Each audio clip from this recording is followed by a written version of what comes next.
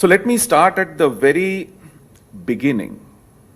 And I feel there's no more telling way of pointing this out than the fact that when Punjab was not Punjab, when Bengal was not Bengal, when Maharashtra was not Maharashtra, when Karnataka was not Karnataka, when Andhra was not Andhra, when Kerala was not Kerala, Kashmir was Kashmir.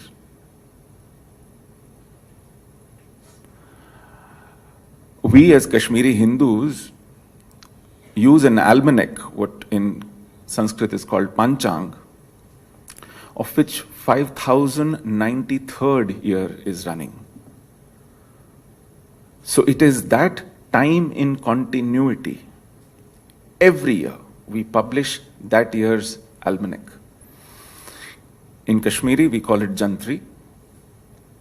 It is about the dates, the key festivals, the key observations, the key rituals that we all need to go through, the specific time and day of that. And it is part of our elaborate timekeeping, what in Sanskrit is called Kala Ganana, which a whole host of communities across the country do in their respective geographies, following their own respective Panchang. Some call it Vikrami Samvat, some call it Shak Samvat, we call it Saptarishi Samvat.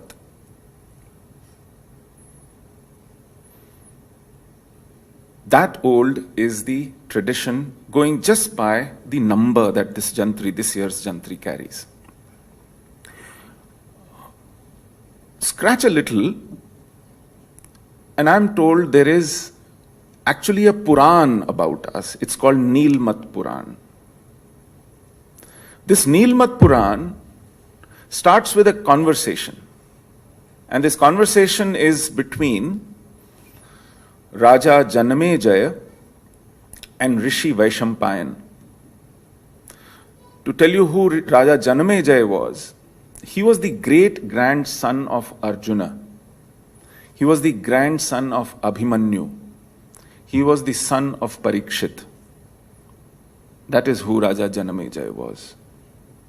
And who was Vaishampayan? Vaishampayan was the son and the foremost disciple of Veda Vyasa, who wrote Mahabharata. So Raja Janamejaya asks Rishi Vaishampayan, in Mahabharata, armies from across the country came to fight. And to fight for the truth, for the dharma as they saw it, as their kings saw it. But why didn't the army of Kashmir come to fight in Mahabharata? So those who say Kashmir was never part of Bharat should know that Kashmir figured in the context of Mahabharata also, where the armies were expected, but both Pandavas and Kauravas decided not to call the army. And what was the reason? So Rishi Vaishampayan says the reason was that the king of Kashmir was a juvenile, was not adult. And our morality of war dictates that juveniles do not take part in war because they don't know better. They don't have the judgment to choose the right side to pick for the battle. You know, the tradition was in Mahabharata, both Pandavas and Kauravas had to invite, and the invited king would decide whether he would fight for Kauravas or for Pandavas.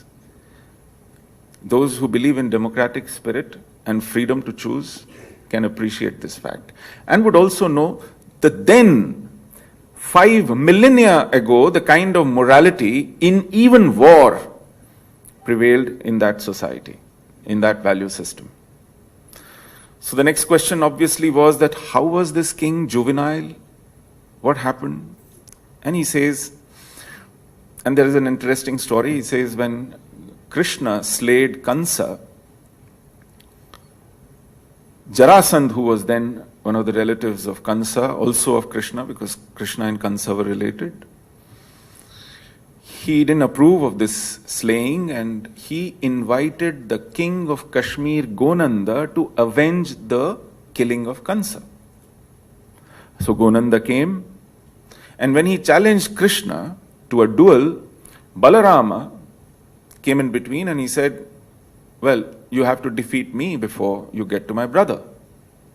And in that duel, Balarama slayed Gonanda, the king of Kashmir. Gonanda didn't have a son, so his brother Damodara ascended the throne.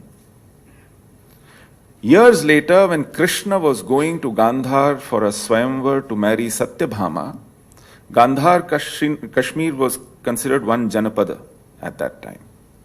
And he had to go through that territory. Damodara remembered that my brother was slayed by his brother, and I have an opportunity to challenge Krishna and avenge the killing of my brother. So he challenges Sri Krishna, and Sri Krishna slays Damodara in a duel. Now the entire Yadukul tells Krishna that, listen, he has also died without an heir, so why don't we merge the two kingdoms? And Krishna said, no, that is not the morality of statecraft. The kingdom belongs to the right heir. He says, but he has no heir. Krishna says, yes, he has an heir, but he is in the womb of his wife Yashomati. So what do? He goes to Kashmir and coronates Yashomati as the regent, as the queen ruler. Arguably, she was the first woman ruler king of the world. She was in Kashmir and coronated by none other than Krishna himself.